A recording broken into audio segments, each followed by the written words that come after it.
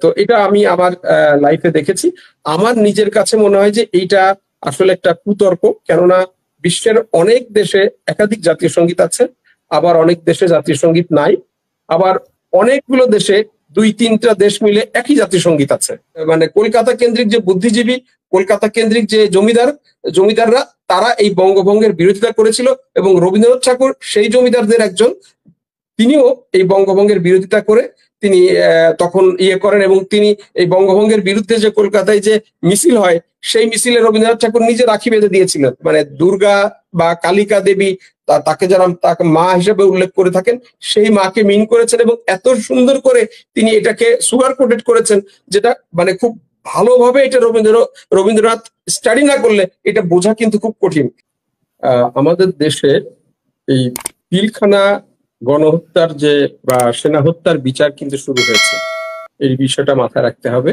এবং বলা হচ্ছে যে পদুয়া রৌমারী, যেটা আমাদের এখানে যিনি অবসরপ্রাপ্ত সামরিক অফিসার আছেন, যে পদুয়া রৌমারীতে যে ঘটনাটা ঘটেছিল তার প্রতিশোধ হিসেবে আপনার এই পিলখানা সেনা হত্যা হয়েছে।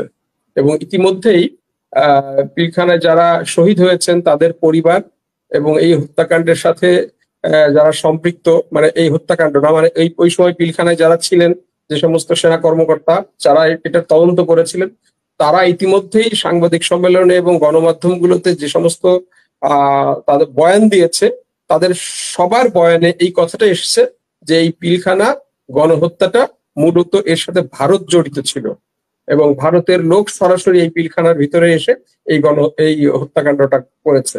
কাজে এই যে একটা নতুন করে তদন্ত শুরু হয়েছে, এই তদন্তে যদি এইটা প্রমাণিত হয় যে পিলখানা হত্যাকাণ্ডের সাথে ভারত জড়িত, এবং ভারতের লোকজন এখানে এসে, ঢাকায় এসে বাংলাদেশের তৎকালীন বিডিআর এর সদর দপ্তরে ঢুকে এই গণহত্যা পরিচালনা করেছে, ভারত ইন্টারন্যাশনালি কত বড় ধরনের একটা কেলেঙ্কারির মধ্যে পড়বে এবং কত বড় চাপের মধ্যে পড়বে, এটা কি আমরা বুঝতে পারছি কিনা। তো এই পিলখানা হত্যাকাণ্ডটা নতুন করে তদন্ত শুরু হওয়ার পরে কিন্তু অবশ্যই ভারতের মাথা খারাপ হয়ে গেছে। আমি যে কথাটা শুরুতে বলেছিলাম যে রাজনাথ সিং আমাদের কিছু ডিপ স্টেটে কিছু বার্তা দিতে চাচ্ছে, এবং আমাদের এখানে তাদের কিছু স্বার্থ আটকে গেছে, যে কথাগুলো ইতিমধ্যেই নানাভাবে চলে এসছে। আমি এটা আর মানে খোলাসা করে এই মুহূর্তে বলতে চাচ্ছি না, বিভিন্ন লোকের কথাই চলে এসছে। এই স্বার্থগুলো তারা পুনরুদ্ধার করার জন্য এই বার্তাটা দিয়েছেন। এখন আসি যেটা আপনি বলেছেন জাতীয় সঙ্গীতের বিষয়টা নিয়ে। আসলে জাতীয় সঙ্গীতের বিষয়টা নিয়ে নানা লোক নানা কথা বলেছে। আমার যতটুকু স্মৃতিতে আমি আমার জীবনে দেখেছি, ঢাকা বিশ্ববিদ্যালয়ে আমাদের শ্রদ্ধেয় প্রফেসর নাজমুল হাসান কলিমুল্লাহর সাবেক সহকর্মী মৃত প্রফেসর ডক্টর আফতাব আহমদ, তিনি জাতীয় সঙ্গীত পরিবর্তনের দাবি করেছিলেন, এবং সে সময় এই দাবির প্রতিবাদে তার কক্ষ পুড়িয়ে দেয়া হয়েছিল। তো এটা আমি আমার লাইফে দেখেছি। আমার নিজের কাছে মনে হয় যে এইটা আসলে একটা কুতর্ক। কেননা বিশ্বের অনেক দেশে একাধিক জাতীয় সঙ্গীত আছে, আবার অনেক দেশে জাতীয় সঙ্গীত নাই, আবার অনেকগুলো দেশে দুই তিনটা দেশ মিলে একই জাতীয় সঙ্গীত আছে। হ্যাঁ, আবার কোন কোন দেশের জাতীয় সঙ্গীতে শুধু মিউজিক আছে, কোনো কথা নেই। তো কাজেই জাতীয় সঙ্গীত আমাদের একটা আছে, আর একটা হতেই পারে। ভারত আমাদের পার্শ্ববর্তী দেশে অনেকগুলো জাতীয় সঙ্গীত আছে। ভারতে যখন আপনার বন্দে মাতরম, তাদের প্রথম যখন জাতীয় সঙ্গীত করা হয়, তখন ভারতীয় মুসলমানরা এই যেহেতু বন্দে মাতরমে বঙ্কিমচন্দ্রের লেখা, এখানে যেহেতু বন্দে মাতরম যে মায়ের বন্দনা করা হয়েছে সেটা কালিকা দেবী বা দুর্গা দেবী, তো মুসলমানরা এটা গাইতে চায়নি। সে কারণে আপনার তারা জনগণমন, রবীন্দ্রনাথের জনগণমন অধিনায়ক জয় হে ভারত ভাগ্য বিধাতা, সেটা করা শুরু করলো। এবং তখন আবার দেখা গেল যে ভারত মানে কিছু মুসলিম এবং হিন্দু উভয় পক্ষই আবার এটা নিয়ে আপত্তি করলো, এটা তো ব্রিটিশ শাসকদেরকে প্রশংসা করে রবীন্দ্রনাথের গাওয়া গান। এরপর আমরা দেখলাম যে পাক সার জমিন সাতবাদ আরেকটা গান তাদের ভিতরে যুক্ত করা হলো। বাট আমি যদি মনে করি যে যারা বিরোধিতা করছে তাদের মনস্তত্ত্বের জায়গাটা আমি একটু আপনার এখানে ব্যাখ্যা করতে চাই। একটা আলোচনা তো আমাদের এখানে এসছে যে এই গানটি রবীন্দ্রনাথ ঠাকুর লিখেছিলেন বঙ্গভঙ্গের সময়, বঙ্গভঙ্গের বিরোধিতা করে। ইংরেজরা যখন বঙ্গভঙ্গ করেন, তখন এই আজকের যে বাংলা, আমরা যেটাকে পূর্ব বাংলা বলি বা তারপরে পূর্ব পাকিস্তান এবং আজকের বাংলাদেশ, এইখানকার মুসলমানদের ভিতরে একটা, অর্থাৎ প্রায় 150 বছরের ব্রিটিশ শাসনের ফলে এখানকার মুসলমানরা যে পিছিয়ে পড়েছিল, তাদের মধ্যে আবার এগিয়ে যাওয়া, শিক্ষা কর্মসংস্থানের ব্যাপক সুযোগ সৃষ্টি হয়েছিল। এবং নবাবী আমলে মুসলমানদের যেই জমিদারি বা তাদের যে কেড়ে নিয়ে হিন্দু জমিদারদের হাতে এই লবণ আইন, সূর্যাস্ত আইনে নানা কৌশলে যে দেয়া হয়েছিল, এখানে তারা এখানে তাদের জমিদারি ছিল, কিন্তু তারা বাস করতো কলকাতায়। তারা চিন্তা করলো যে এই বঙ্গভঙ্গের ফলে তাদের জমিদারি তো বোধহয় ধ্বংস হয়ে যাবে বা তাদের নিয়ন্ত্রণটা হারিয়ে যাবে, যার ফলে মানে কলকাতা কেন্দ্রিক যে বুদ্ধিজীবী, কলকাতা কেন্দ্রিক যে জমিদাররা, তারা এই বঙ্গভঙ্গের বিরোধিতা করেছিল। এবং রবীন্দ্রনাথ ঠাকুর সেই জমিদারদের একজন, তিনিও এই বঙ্গভঙ্গের বিরোধিতা করে তিনি তখন করেন। এবং তিনি এই বঙ্গভঙ্গের বিরুদ্ধে যে কলকাতায় যে মিছিল হয়, সেই মিছিলে রবীন্দ্রনাথ ঠাকুর নিজে রাখি বেঁধে দিয়েছিলেন, এবং তিনি মসজিদে গিয়ে মুসলমানদের হাতে তিনি রাখি বেঁধে দিয়েছিলেন, এবং তারা গঙ্গা স্নান করে এই শুরু করেছিলেন। এবং সেই সময় রবীন্দ্রনাথ ঠাকুর শুধু এই গান না, আমার সোনার বাংলা, আমি তোমায় ভালোবাসি, শুধু এই গান লেখেননি, তিনি বাংলার মাটি, বাংলার জল এক হোক হে ভগবান, এই গান লিখেছিলেন। তিনি ও আমার দেশের মাটি, তোমার পরে ঠেকায় মাথা, এই গান ওই সময় লিখেছিলেন। আজি বাংলাদেশের দোয়ার হতে কখন আপনি, তুমি এই রূপে বাহির হলে জননী, এই ধরনের আরো অসংখ্য যে মানে গান তিনি লিখেছিলেন। এই গানগুলো যে তিনি লিখেছিলেন, এই গানগুলো যেহেতু মানে তৎকালীন বাঙালি মুসলিম বা এই পূর্ববঙ্গের মানুষের মানে প্রত্যাশার বিরুদ্ধে, সে কারণে আজকে কথা উঠছে যে এই গানটি আমাদের জাতীয় সঙ্গীতের মর্যাদা পেতে পারে কিনা। এটা হলো একটা বিষয়। আরেকটা বিষয়, এই গানটা রবীন্দ্রনাথ লিখেছিলেন কিভাবে। আপনি জানেন যে গগন হরকারা নামে লালনের একজন ভাব শিষ্য ছিলেন। হরকরা মানে ডাকপিয়ন। তিনি একদিন তার পোস্ট বিতরণ করার জন্য শিলাইদহতে রবীন্দ্রনাথের কাছে গেলেন। রবীন্দ্রনাথ তার গান শুনতে চাইলেন। তখন গগন হরকারা আমি কোথায় পাবো তারে, আমার মনের মানুষ চেরে, একটা গান এই গানের যে সুর, এই গানটা রবীন্দ্রনাথকে দারুণভাবে আপ্লুত করে। তো এবং পরবর্তীকালে তিনি এই যে কবিতা লেখেন আমার সোনার বাংলা, এই কবিতাতে কিন্তু তিনি এই গগন হরকারার সুরটাকে তিনি আরোপ করেছিলেন। আমি আপনাকে মানে স্পষ্ট ভাষায় বলি যে যদি আমাদের জাতীয় সঙ্গীত এটা যেহেতু আছেই, কিন্তু বাস্তবতাটা আমি মনে করি যে যার ক্রেডিট তাকে দেওয়া উচিত, এই গানের সুরকার হিসাবে অবশ্যই গগন হরকারের স্বীকৃতিটা দেওয়া উচিত। নাম্বার 3 হলো যে আপত্তির আরেকটা জায়গা, যেটা গোবিন্দচন্দ্র প্রামাণিক বলেছে যে অনেক আলেমরা এটার বিরোধিতা করে বা ওনারা কেন করেন।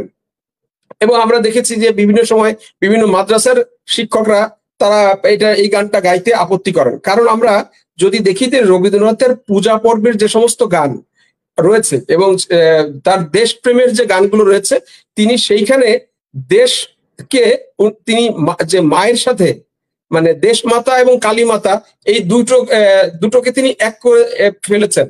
এই যে ও আমার দেশের মাটি, তোমার পরে ঠেকায় মাথা, সেখানে আমরা কিন্তু এটাকে দেশপ্রেমের গান হিসেবে বলি, কিন্তু আপনি গীতাঞ্জলিতে গিয়ে দেখেন এটা কিন্তু পূজা পর্বের গান।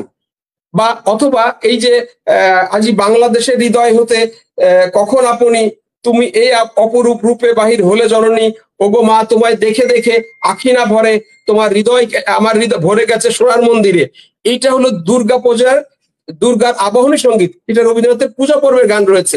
কিন্তু আমাদের দেশে ছায়ানট, উদিচির মতো কিছু বাম ধারার যে সমস্ত শিল্পী গোষ্ঠী রয়েছে, তারা রবীন্দ্রনাথের এই পূজার গানগুলোকে আমাদের এখানে দেশপ্রেমের গান হিসেবে বাঙালি মুসলমানদের উপর চাপিয়ে দিয়েছে। তো আমরা যদি দেখি যে রবীন্দ্রনাথের যে এই প্রত্যেকটা গানে যে তিনি যেখানে মানে মা উল্লেখ করেছেন, এই মা শব্দটাকে তিনি সবসময় তিনি মানে হিন্দুদের যে মানে দুর্গা বা কালিকা দেবী, তাকে যারা তাকে মা হিসেবে উল্লেখ করে থাকেন, সেই মাকে মিন করেছেন এবং এত সুন্দর করে তিনি এটাকে সুগার কোটেড করেছেন, যেটা মানে খুব ভালোভাবে এটা রবীন্দ্রনাথ স্টাডি না করলে এটা বোঝা কিন্তু খুব কঠিন। এই জন্য এই গানটা যারা আলেম সমাজ আছেন তারা বলেন যে এটা গাওয়াটা একটা শিরকের মতো একটা জায়গা, শিরক হয়ে যেতে পারে, সেই জন্য তারা এটা গাওয়ার বিরোধিতা করে থাকেন। তো আমার ব্যক্তিগতভাবে মনে হয় আমরা কিন্তু সবসময় ছোটবেলা থেকে আমরা এই গান গেয়ে এসেছি, এই গান তখন আমাদের, বাট পরবর্তীকালে যখন আমরা পড়েছি আমরা কিন্তু এই ভার্সনটা দেখেছি যে রবীন্দ্রনাথ খুব সুন্দরভাবে এই দেশ মায়ের সাথে এবং আপনি দেখেন এটা কি ওই ওই যে গানটার কথা বললাম সেই গানে আছে যে ডান হাতে তোর খড়গ জলে বাহাত করে শঙ্কাহরণ, দুই নেত্রে স্নেহের ললাট নেত্রে অগ্নিবরণ, ওগো মা তোমায় দেখে দেখে আখি না ঝরে তোমার। এই যে বাহাত করে শঙ্কাহরণ, ডান হাতে তোর এটা কে? এই পুরো গানের মধ্যে কিন্তু বোঝা যায় যে এখানে কালীর কথা বলা আছে।